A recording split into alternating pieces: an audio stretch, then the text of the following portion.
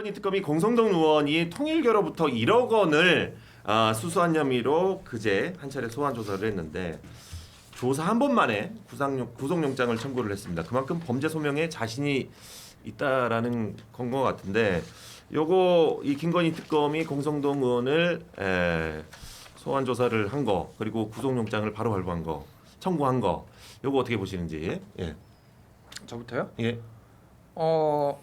권성동은 끝났다. 벌써? 예, 왜 끝났다. 너무 당당하잖아요, 공성동 의원은. 예, 뭐 항상 당당했고요. 네. 모든 범죄 피의자들은 다 당당합니다. 네. 예, 이제 그 결과는 다 달랐는데 예. 지금 이 통일교 수사가 너무 많은 증거와 이 증언들로 지금 진척이 돼 있는 상황이에요. 뭐 다들 여기 정치 고관여치니까 아시겠지만은 네. 결정적인 게 지금 이틀 전에 JTBC가 보도를 한 건데 네. 사진이 나왔다는 돈다발 사진이. 아하. 그러니까 이게 지금 권성동이 받고 있는 게 2023년 1월달에 네. 큰 거 한 장 서포트 해가지고 메모. 윤영호를 만나가지고 1월 5일날 1억 원을 받았다라는 거 하나가 있고 네. 그리고 2월에 한 번, 3월에 한 번 천정궁 가평에 있는 천정궁 하얀색 궁전 거기 가서 한학자 총재한테 절하고 나서 쇼핑백 한 번씩 2개를 받아왔다. 대략 그게 한 10억 정도 돼요. 5억 원씩 해서 와. 요거까지 이제인데 이 첫 번째 거는요. 그 재정국장, 그러니까 이게 통일교 돈이잖아요. 네. 통일교 돈인데 통일교 재정국장이 이 윤영호가 나 이거 로비 자금으로 써야 돼. 그러니까 현금을 꺼냈을 거 아니야. 사진을 찍어놨어. 그 사진이 나왔어요. 지금 특검이 확보를 했어요. 야, 진짜? 그러니까 윤영호의 증언만 있는 게 아니라 원래 오. 뇌물죄라는 거는 증언의 일관성과 그 정황 증거로만으로도 처벌이 돼요. 네. 예를 들면 김용 민주연구원 부원장 네. 이 사람이 유동규가 돈 줬다고 해가지고 본인은 부인했지만 어쨌든 뭐 억울하다고 하지만 어쨌든 지금 인정이 됐잖아요. 네. 그런 거예요. 그러니까 근데 사진이 나왔다? 어. 이게 나왔다? 이거는 끝났어. 이거는 정치생명 제가 보기엔 끝났다. 그동안 잘 피해 다녔는데 네. 저는 이게 문제는 뭐냐면은 현재는 이게 개인이 지금 1억 원 받은 것만 있는데 그 뒤에 방금 얘기했던 2월 달과 3월 달에 쇼핑백 하나씩 받은 거 이거는 대선 자금 성격이 매우 강해요. 네. 2월 달 거는 대선 캠프에 들어갔을 가능성이 있고 3월 달 거는 대선 당선 축하금이에요. 이거는. 네. 그럼 이거 누구한테 갔냐? 권성동은 10억을 다 먹었어? 이거 당에 들어갔을 가능성이 있고 뒤에 거 그 5억 원은 윤핵관들끼리 나눠 갖거나 윤석열 김건희한테 갔을 수도 있어요. 일부가. 그럴 수 있다. 이거 지금 어떻게 됐지? 이거 선거 보조금 이거 다 환수될 가능성도 있고 이게 당이 최소한 거기는 아직 모르는데 네. 권성동은 끝났다. 네. 제가 보기엔. 네. 장희철 의원님, 예, 권성동 의원은 끝났대요. 근데 권성동 전 원내대표가 예. 과거 강원랜드 사건 때도 예. 구속영장이 청구가 됐었는데 불체포 특권 나는 필요 없다 하고 가가지고 영장 실질 심사 받고 영장은 기각됐고 최종적으로 대법원에서 무죄로 정리된 전례가 있거든요. 그러니까 저는 이 뇌물 사건이라는 게 일방의 진술 그리고 뭐 사진이 나온 것까지는 뭐 팩트라고 인정을 하지만 네.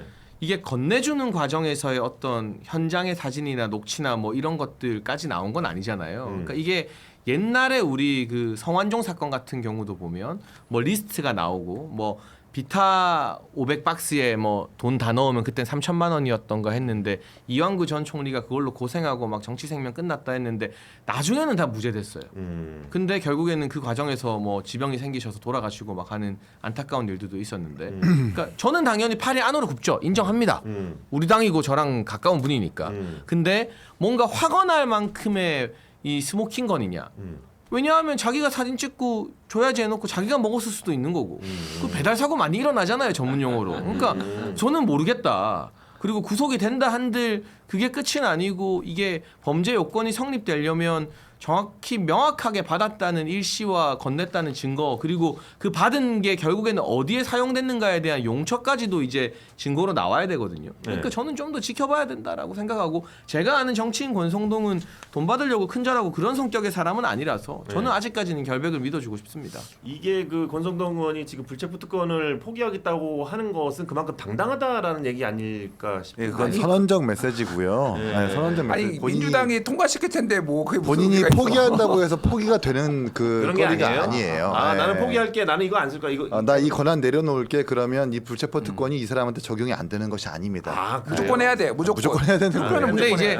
옛날 같으면 동료 의원들이 막 뭐 여론전도 펼치고 막 그러는데 그런 거 하지 마라. 그냥 아싸라게 찬성해라. 나 갔다 올게. 이거죠. 아. 근데 권성동 의원이 뭐 물론 장 최고의 말이 일리가 있을 수 있겠지만 통일교와 맨 처음에 이 수사가 시작될 때 아예 연관도 없었다고 했어요.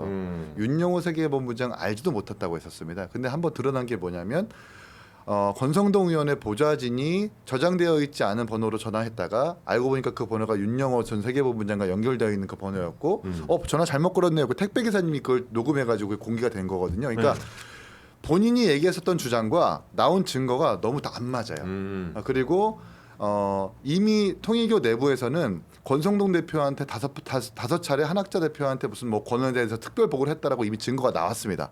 메모에서도 1억 큰 뭐 이런 메모까지 나오고 그리고 통일교에서 원하는 바가 명확했거든요. YTN 인수라든지 ODA 인수라든지 그때 당시에 정말 살아있는 권력이라고 하는 권성동 원내대표한테 이 사람들이 로비를 하고 싶었다는 정황이 지금 계속해서 증거로 나오고 있기 때문에 그러니까 유동규 건도 김용 부원장에 대해서 돈을 받았다라는 핵심적인 증거나 사진은 없었지만 유동규 본부장과 정민영 팀장이 정확하게 어떻게 줬다라고 앞뒤 정황이 맞게 증언이 됐기 때문에 그게 받아들여진 거거든요. 이것도 마찬가지예요. 통일교에서 어떻게 줬다라는 것이 앞뒤가 맞아 떨어지면 아마 특검에서 기소할 수 있는 충분한 가능성이 있다. 도대체 통일교는 돈이 얼마나 많길래 이렇게 또 돈을 많이 이렇게 쓰시는지 모르겠습니다만. 저 어쨌든 뭐 불체포 특권도 이 포기한다고 해서 상속 포기처럼 되는 게 아니었습니다. 예. 하나 배웁니다. 예. 한덕수 전 총리 구속영장이 기각이 됐습니다. 참 재밌죠. 예. 자, 권성동 의원이 통일교 2인자와 차명폰을 통해서 여러 차례 통화한 정황이 드러나서 특검은 이를 증거인멸 시도로 보는 건데 권성동 의원 구속영장은 법원이 발부를 합니까? 하겠죠.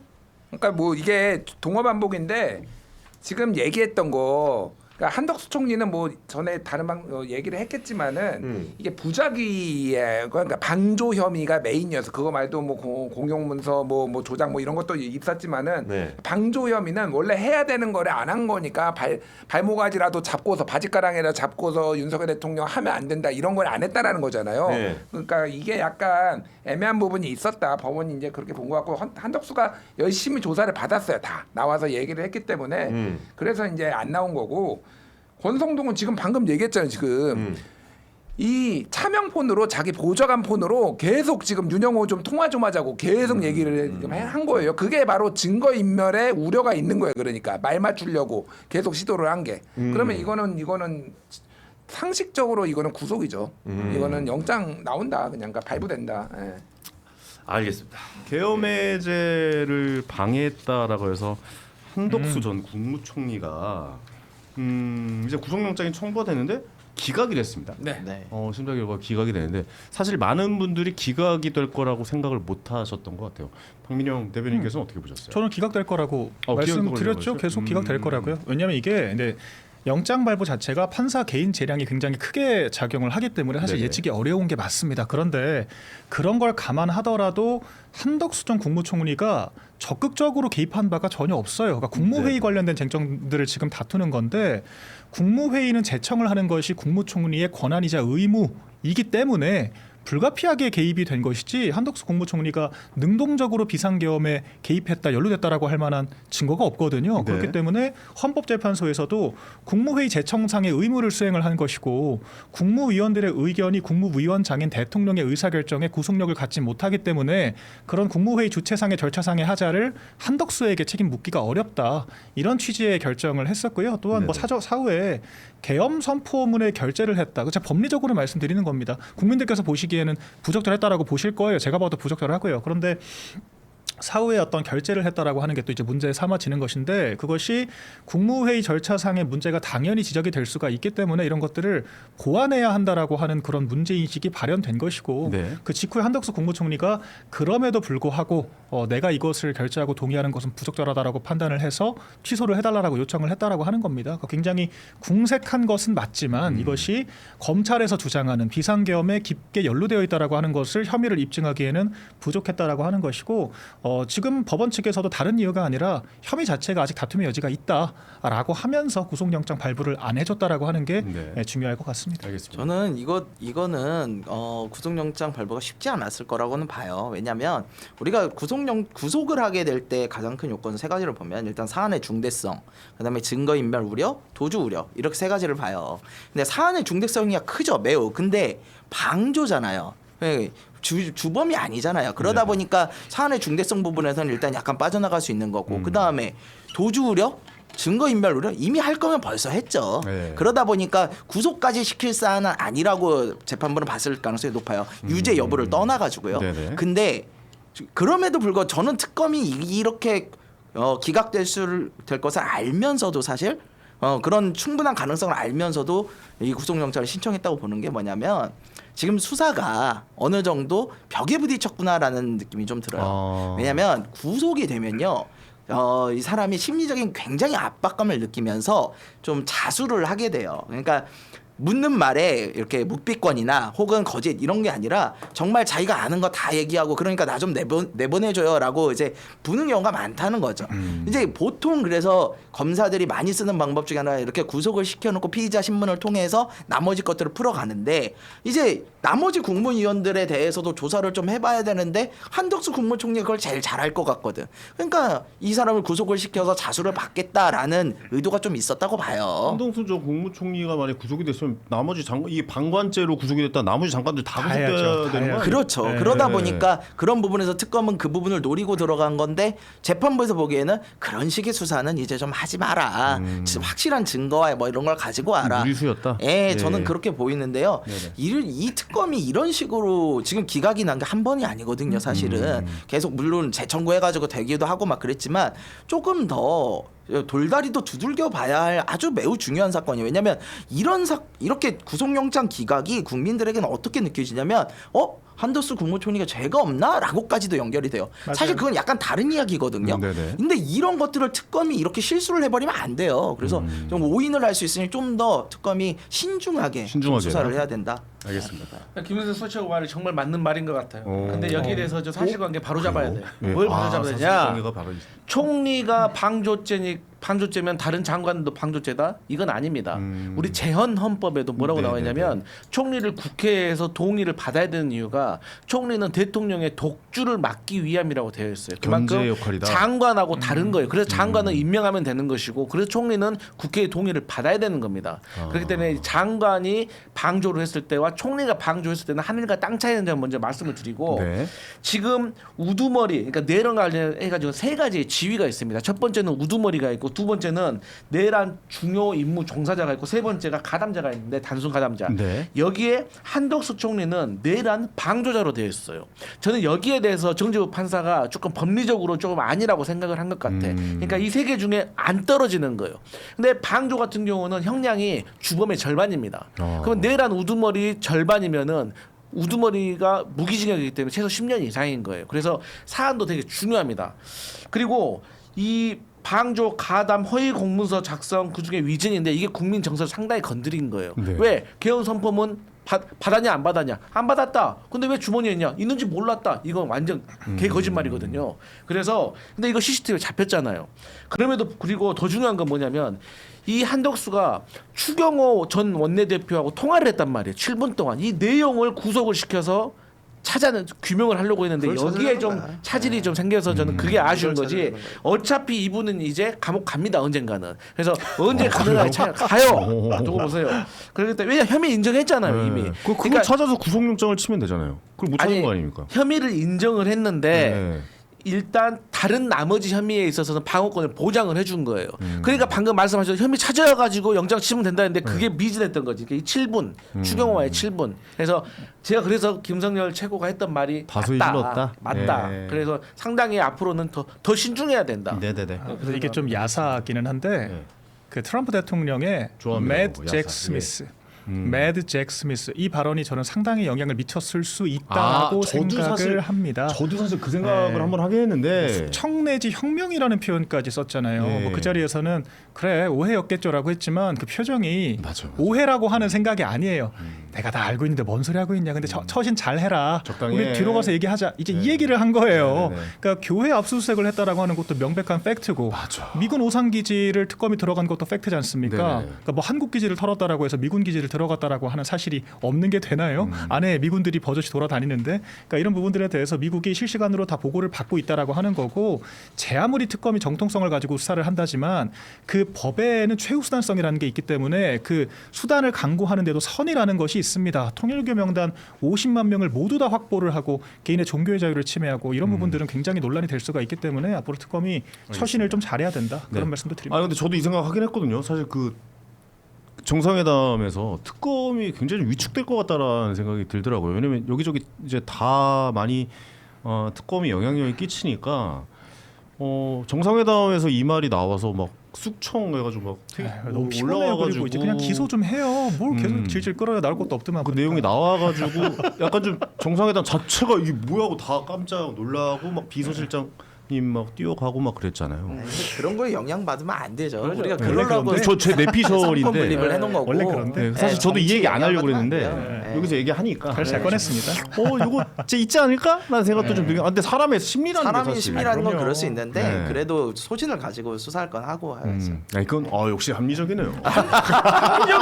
우리처럼 해야 돼요. 우리처럼 해야 돼. 너무 감정적이고 우리도 저도 약간 감정에 갈 뻔하다가 그래, 아니, 일단 합리적인 얘기를 들으니까 딱 집권을 해야 합리도 있는 거예요. 네, 제 맞네, 가치관은 그래. 알겠습니다. 김건희 만수무강을 빌어보기는 또 처음인 것 같습니다. 그리고 지금 진보 언론인인 주진우 기자는 김건희 건강을 빈다 만기 출소했으면이라고 이야기를 했는데 지금 김건희 씨가 아프다는 핑계로 식음을 전폐하고 거기 뭐 접견실에서 나와 있는 조그만한 곳 간식 같은 것도 입에서 녹여 먹고 요 정도로 굉장히 아픈 상태라는 이야기를 하더라고요. 네. 이게 좀 의도적으로 병을 부르고 있는 것이 아닌가 어떻습니까, 김건희 씨? 아파야죠. 아파야 후에 병보속이라도 신청을 하니까. 그런 목적이 너무 근데, 잘 보이니까. 그 대한민국 사법행정과 교정행정을 믿으시면 됩니다. 이거를 거기 안에서 음식물 섭취를 못해서 어떻게 되게 두지 않습니다. 두지 얼마나 않기 때문에. 그리고 그런 뭐 전략 네. 이런 걸 짰던 사람들이 많았겠어요. 그 뭐 뻔히 보이는 수가 있다면 저는 그거는 다 걸러질 거라고 보고요. 그리고 뭐 지금 상황에서 아프다 뭐 조사 안 받으려고 이런 것도 사실은 뻔히 보이는 수라서 특검 측에서 그걸 그대로 냅둘 리도 없고. 그리고 지금 뭐 접견하면서 뭐 쏟아내는 어떤 정치적인 메시지들이 또 있잖아요. 그게 오히려 국민들의 이 분노를 유발하는 버튼이 되고 있어가지고 김건희 씨는 지금 뭐 심평 변호사 접견하고 막 하면서 뭐 한동훈 전 대표 비판하고 이럴 상황이 아니고 정해진 수순에 제대로 잘 따르셔라. 지금 법적인 절차들이 다 남아 있고 조사도 받아야 되고 이런 상황들이 있잖아요. 그걸 잘 따라야 되는 거죠. 근데 지금 상황에서 뭐 자꾸 아프네 마네하는 얘기가 나오는 거는 저는 좀 불필요한 논란이 아닌가 싶습니다. 근데 제가 이제 그거 보고 네. 그 한동훈 대표에 대해 가지고 무슨 무한한 영광을 뭐 그런 얘기했죠. 네. 그러니까 심평 변호사 배신하지 않았으면 배신만 안 무한한 왔더라는 영광이 뭐 이런 그거 거죠. 가지고 이제 네. 저 김건희 여사가 직접 한 건지 뭐 심평이 지어낸 건지 뭐 이런 적이 설왕설래가 있었는데 저는 그 얘기 듣고 이제 내 느낌은 네. 김건희 여사가 한 것 같아요. 왜냐하면 저도 비슷한 얘기를 들었거든요. 무슨 얘기를 들으셨어요? 아니 그러니까 제가 그 왜 저 네. 2022년도에 59분 대통령 얘기했다가 이제 파문당했잖아요. 네. 그쪽.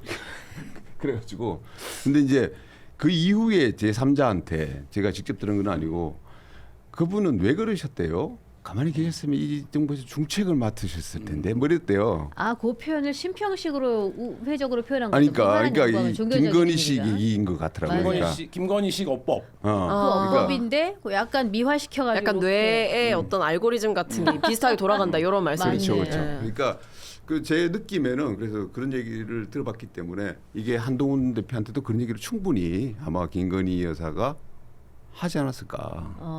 아쉬움과 원망 이런 걸 담아가지고 평소에 생각하던 게 말로 나오는 거잖아요. 네. 그러니까 하지 않았을까 이런 생각이 들더라고요. 왜 그랬대 뭐 가만히 있으면 우리가 다 해줬을 텐데 뭐 이런 느낌 그렇죠. 이었을 수 있는 거죠. 후계자라는 인식이 있었던 거죠. 어느 시점까지는. 그렇죠. 이제 윤석열 전 대통령이 술에 취해 있으면은 본인이 국정을 대신 돌봤다 이런 이야기가 있을 정도라고 하던데 이 김건희 씨 얘기를 하자면은 또 여러 가지 이야기들이 특집을 한번 해야 돼. 특집을. 그동안 거 다 끄집어내는 거예요? 진짜 난상 토론을 한번. 좋습니다. 이제 거의 시간이 다 됐는데 우리 한덕수 전 총리 구속영장이 청구됐어요. 헌정사상 처음이고 어떤 댓글을 보니까 이렇더라고요. 이분이 총리를 2번이나 하고 네. 이렇게 인생을 잘 마무리할 수 있는 이 시기에 손주 재롱 보고 살아야 될 그런 시기에 이렇게 불명예스러움을 스스로 안나 하면서 이것도 아마 자기 이익에 기반한 판단을 해서 그런 게 아닐까 어떻게 보십니까? 마지막으로 좀 한 말씀 좀 해주시죠. 그렇죠. 그러니까 예를 들면 이분이 근데 공무원 생활을 해온 거에서 본인은 그렇게 생각하고 있을지 모르겠어요. 내가 어떻게 대통령을 말리냐. 네. 나는 어쨌든 나는 임명된 사람이고 대통령 선출직 대통령이 저걸 하겠다고 하는데 나는 그래서 그거에 따른 절차만 협조했다. 뭐 이렇게 그 당시에 네. 편하게 자기 합리화를 했을지 한 것 같은데 지금 진술하는 거 보면 그 과정들이 다 위법이고 그다음에 특검에서도 혐의를 무리하지 않았어요. 예를 들면 내란과 관련해서 우두머리 방조 혐의를 적용을 했거든요. 그러니까 적극 가담자라든지 이런 게 아니라 그러니까 예를 들면 지금까지 확인된 내용만 영장에 담았기 때문에 저는 뭐 영장 구속은 무난히 될 것이다 이렇게 봅니다. 예. 그 이제 사실 저 한덕수 총리를 보면은 지금의 어떤 특검 조사 결과를 미뤄봤을 때 우리가 그 대선 때 네. 한덕수 총리가 왜 출마를 하지라는 그 의문 있잖아요. 가졌었거든요. 그러니까 참 이해하기 힘들다. 그러니까 어떻게 저분이 평생 관료로 살아오신 분이 이런 결단을 내리셨을까라고 했는데 그게 좀 풀리는 듯한 그런 생각이 들어요. 그러니까 본인의 행위에 대해서 너무 잘 알지 않습니까? 계엄의 밤에 어떻게 했고 대통령한테 어떤 식으로 건의를 했고 이런 것들이 이제 자기는 잘 알기 때문에 자기도 어떻게 보면은 대통령하고 공동 운명체라는 생각을 일찌감치부터 하신 것 같아요. 그래서 자기 그 잘못은 자기가 잘 알기 때문에 이걸 어떤 식으로 좀 모면을 하기 위해서는 대선에 출마해서 뭔가 다른 방식으로 이게 뭐 당선이 안 된다 하더라도 정치적 영향력을 확보함으로 해가지고 이걸 모면을 해야 되지 않겠나 하는 생각을 하셨던 것 같고 그래서 이제 당시에 보면은 헌법재판관 임명을 계속 이제 지연시키고 안 하겠다 하는 바람에 탄핵을 당해가지고 뭐 다시 돌아오고 이런 서사가 만들어지잖아요. 그래서 국민의힘 뭐 후보가 될 목전까지 갔고 대선 후보가 될 목전까지 갔는데 그렇죠. 그게 뭐 밤에 이제 뭐 난리를 치면서 이제 이루어지지는 않았는데 그게 사실은 여러 가지 면에서 제가 이제 그때 이제 대선 때 이렇게 직접 겪어 보니까 대선 판도를 굉장히 좌우를 했거든요. 예를 들어 이제 한덕수 총리가 당시에 대선에 나오겠다는 생각만 안 했어도 지금 국민의힘 후보 자체가 그 당시에 오세훈 시장이 후보가 될 수도 있었거든요. 그런데 오세훈 시장이 일찌감치 이제 한덕수를 갖다가 친윤들이 강하게 밀면서 그런 일이 벌어지고 했단 말이에요. 그래서 대선 판도 자체가 오세훈 시장이 나갔었으면 어떤 식으로 대선이 또 흘러갔을 수도 모르겠는데 어쨌든 그렇죠. 그 대선 판도에 굉장히 큰 변수가 됐었던 일인데 한덕수 총리께서 이런 뭐 결론적으로 이런 식으로 그렇습니다. 이제 안 좋은 그림으로 이제 마감을 하실 것 같아가지고 좀 안타까운 마음이 듭니다. 근데 저는 한덕수 총리가 구속이 되면 진술을 굉장히 적극적으로 할 가능성이 있다고 봅니다. 왜냐하면 형량을 몇 년 받는 게 굉장히 중요하거든요. 그러니까 본인이 적극 가담자가 되느냐, 방조자가 되느냐, 이분 연령이나 이런 걸 감안했을 때 좀 들받으려고 3년을 살 거냐, 5년 이상을 살 거냐, 10년 이상을 살 거냐 이런 것들이 되기 때문에 근데 이게 내란죄 전반은 아닙니다만 예비음모 같은 경우에 자수하면 감경해 주거든요. 근데 그런 조항이 있어요. 그러니까 예를 들면 저는 한덕수 가 굉장히 적극적으로 진술할 가능성도 있다. 그러니까 세 번째 조사 때 완전 진술 많이 바꿨다는 거 아닙니까? 그러니까 저는 그때부터 이미 이제 구속되기 싫어서 그랬다고 생각해요. 그때부터 이미 어떤 본인의 유불리를 따져서 내가 잡았던 동아줄은 이미 뭐 썩다 못해 끊어졌으니 이제 나라도 살 길을 찾아야겠다라는 생각을 했을 가능성이 높다고 생각하고 과거에는 뭐 영광스러운 길을 걸었다라고 하더라도 지금 이제 그 계엄 과정에서 했던 거 그리고 그 뒤에 국회에 나와서 위증하고 국민들 앞에서 거짓말하고 수사기관에 가서도 거짓말했던 것들을 생각해 보면 저는 이거는 뭐 어쩔 수 없는 상황이 아니었다라고 생각합니다. 적극적으로 뭐 계엄 전에 이제 뭐 절차적으로 국무회의도 건의를 했고 뭐 그 뒤에도 사후 계엄 선포문 작성에도 관여했고 그걸 폐기하라고 지시까지 한 거는 이건 단순히 뭐 대통령이 뭐 날뛰어서 내가 못 막았다 이 수준이 아니에요. 이건 적극적으로 도운 거고 가담한 거라고 생각합니다. 노욕이었던 거죠. 예, 이제 맞출 시간 다 됐는데 그때 광주에 가서 한덕수 후보가 되기 전 네. 직전에 광주에 가서 이렇게 하면서 뭐라 그랬죠? 저도 호남 사람입니다. 뭐 맞아, 뭐 그랬던 거 같아요. 사랑하세요. 저도 호남 사람입니다 하면서 입을 쩍 벌리고 있는 그 사진이 온갖 네. 썸네일에 도배가 됐던 그래놓고 지금 진술하는 것은 윤석열 전 대통령이 계엄 선포문을 줬습니다. 그렇게 이야기를 하고 참 노욕이 부른 대참사 국민의힘이 완전히 쪼개지는데 크게 일조한 인물 앞으로 또 이분이 앞으로 어떻게 될지 여러 가지 뉴스를 지켜봐야 되겠습니다.